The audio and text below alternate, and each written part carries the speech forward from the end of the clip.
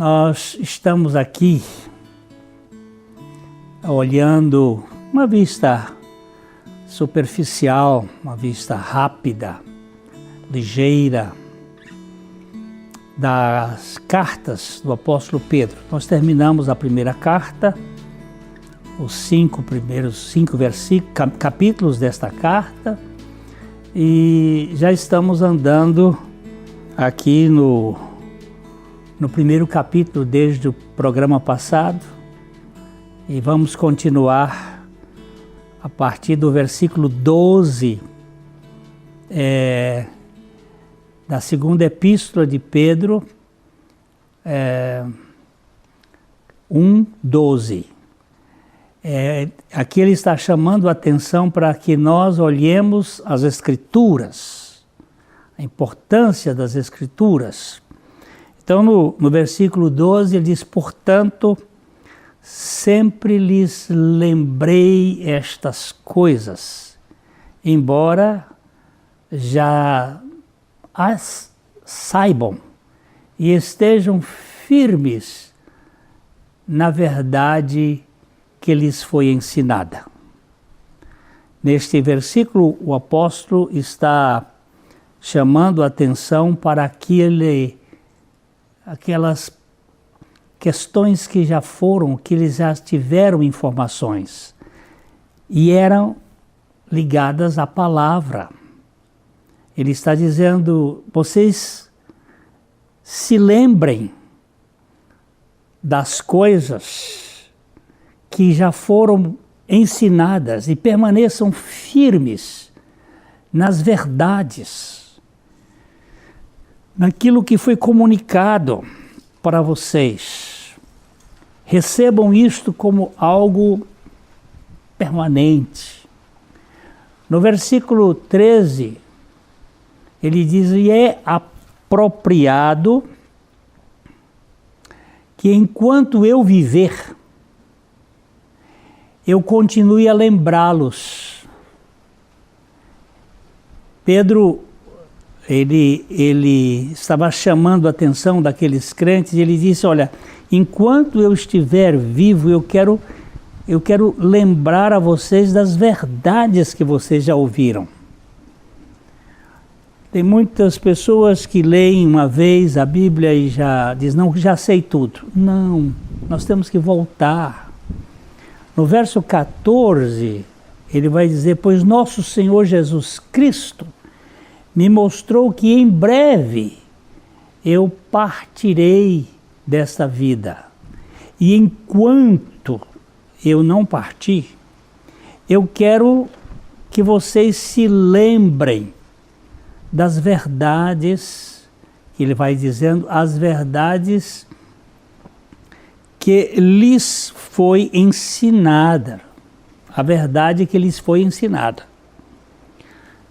Vocês precisam estar firmes nesta realidade, porque tudo neste mundo passa, mas a palavra de Deus, essa não passará. No versículo 15, o apóstolo diz: por isso me esforcei para garantir que vocês sempre se lembrem destas coisas depois da minha partida. Ele queria que os cristãos, que a igreja que estava dispersa na perseguição, aqueles irmãos não perdessem de vista a realidade da palavra de Deus, das verdades ensinadas, porque nós precisamos desta firmeza. A firmeza da nossa fé vem pela palavra. Muitas pessoas esperam que Deus derrame fé sobre elas, que de alguma maneira um milagre gere fé. Isso é verdade, que isso acontece, mas acontece pela palavra de Deus. D.L. Moody foi um pregador no século XIX nos Estados Unidos. Ele tinha essa expectativa, um dia Deus vai me dar fé. Mas um dia ele leu lá em Romanos capítulo 10, verso 17, que a fé vem pelo ouvir e ouvir a palavra de Deus. Então ele disse, eu passei a abrir a minha Bíblia e a ler, e a partir daquele momento a fé começou a crescer dentro de mim. No versículo 16 desta carta, capítulo 1, verso 16, na versão NVT, nova versão transformadora, o texto diz, porque não inventamos histórias engenhosas quando lhes falamos da poderosa vinda de nosso Senhor Jesus Cristo.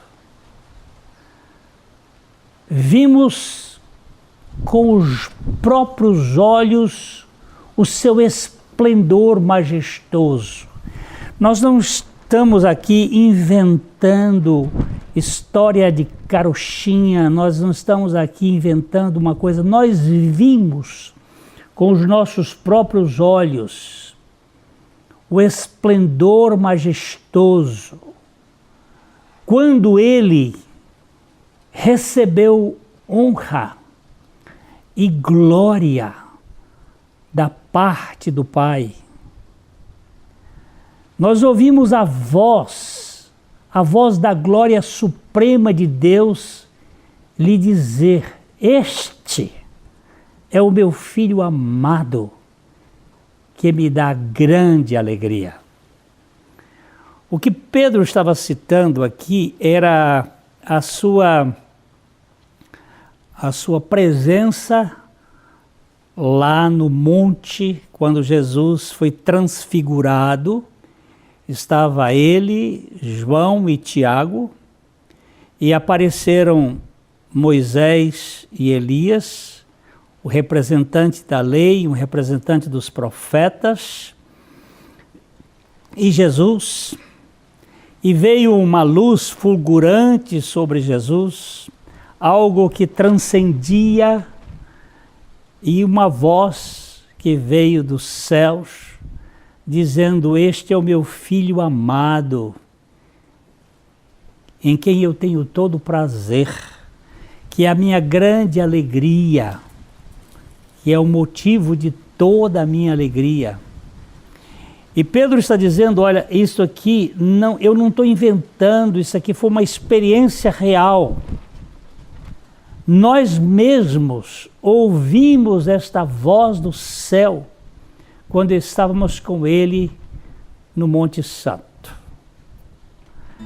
Aqui ele estava mostrando a grande realidade do Evangelho, que é a pessoa de nosso Senhor Jesus Cristo, que veio a este mundo para nos salvar de nós mesmos, para tirar de nós aquilo que causa o maior problema a nós, que somos nós. E nós precisamos ganhar essa dimensão.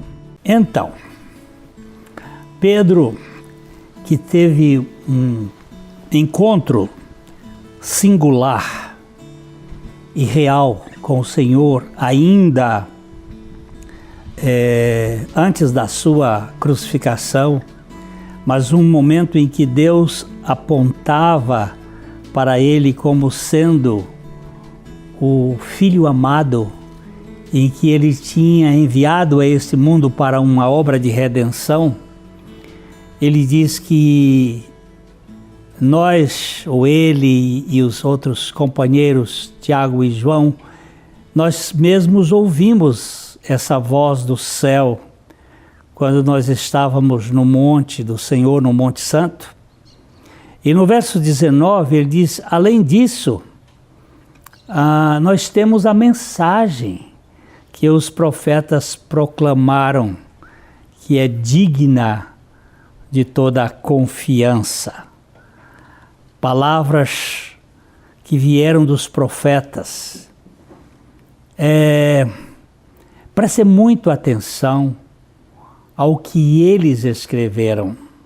A palavra de Deus é uma palavra que não pode ser descartada. Hoje já existem pessoas tentando atualizar a Bíblia. Tem aqueles que querem um outro livro, um livro mais moderno, querem uma Bíblia do século, do milênio, a Bíblia 2000. Acontece que a palavra de Deus não passa. A palavra de Deus não tem tempo de validade.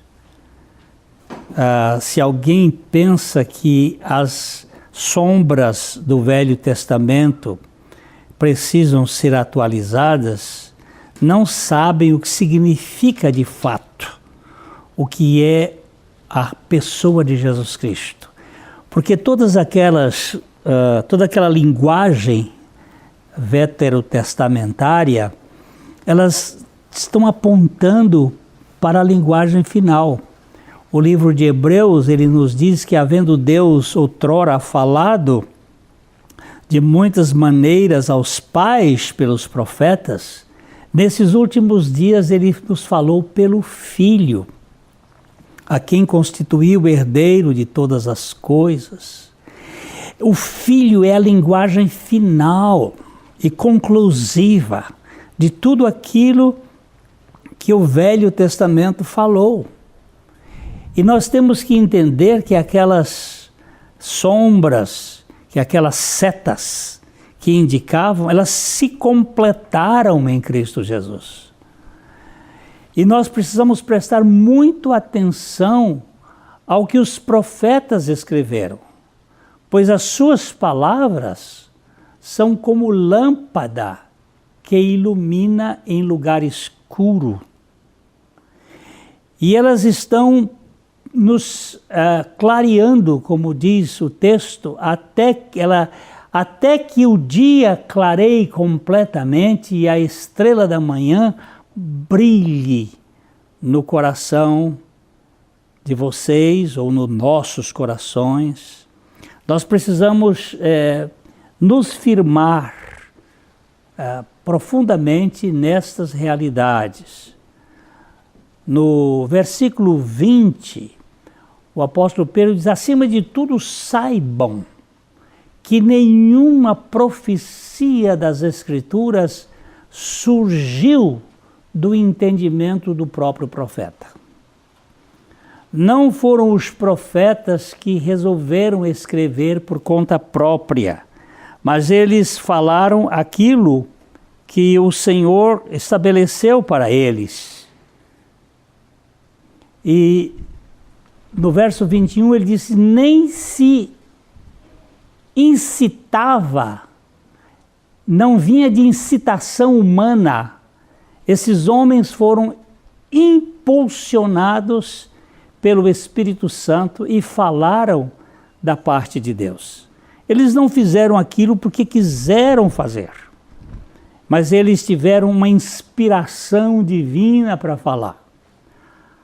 A mensagem desse texto pode ser vista da seguinte maneira: ainda que vocês conheçam toda a verdade e pratiquem sempre, o prêmio é tão grande que não vou deixar de falar, nem por um minuto, de chamar a atenção de vocês sobre este assunto maravilhoso da vinda de Cristo. Esta é a tarefa que Pedro diz que eu fui incumbido de mantê-los acordados sempre a respeito deste Evangelho. Eu quero que vocês fiquem atentos sobre esta realidade do Evangelho. E o que eu vou fazer enquanto eu viver aqui é que vocês se lembrem do que Cristo veio fazer. Ele conta que ele estava prestes a morrer, ele ia morrer brevemente, porque o Senhor já havia declarado isso para ele, mas ele estava pronto a deixar a sua igreja confiante na obra de Cristo. Ele diz: eu estou particularmente desejoso de que vocês tenham anotado tudo, que vocês estejam estudando tudo, que vocês estejam conhecendo as Escrituras, para que depois que eu morrer, vocês possam recorrer ao arquivo sempre que vocês precisarem, para que não fiquem delirando, não fiquem se perdendo quando vocês estiverem com os fatos concernentes ao retorno do Senhor Jesus Cristo em poder. Vocês não se percam, vocês possam estar muito claramente instruídos da obra do Senhor Jesus. Afinal, nós compareceremos à pré-estreia. Sim, vimos com os nossos próprios olhos Jesus resplandecentes com a luz de Deus o Pai. Nós estávamos ali naquele momento e eu posso garantir a vocês que nós temos um futuro de glória muito excelente, que vai muito além do que nós podemos compreender. Aquela voz da glória majestosa, quando ele falou que tinha um filho amado, marcado pelo seu amor, gerando alegria na vida do próprio Pai, e que é a causa da nossa alegria. Pedro queria que isso ficasse bem claro no coração daqueles crentes, mostrando que este mundo, que o prazer desse mundo, ele se arrefece, que ele passa diante das crises, dos problemas, das pandemias, mas que nós temos algo eterno que nunca vai acabar.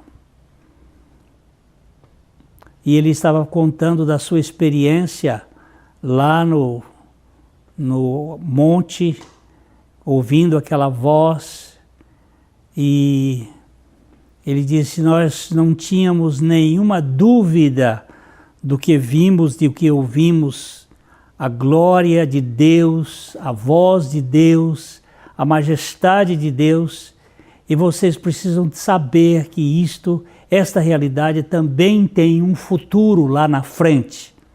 A palavra profética foi confirmada por nós. Vocês farão muito bem se não esquecerem disto, se vocês não se perderem desta realidade. É a única luz que vocês vão ter em tempos de escuridão, é a palavra de Deus.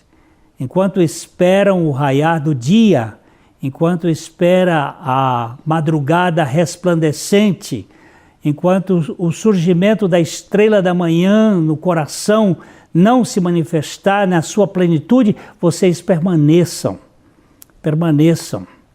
observando a palavra de Deus como luz para os pés, como lâmpada para o caminho.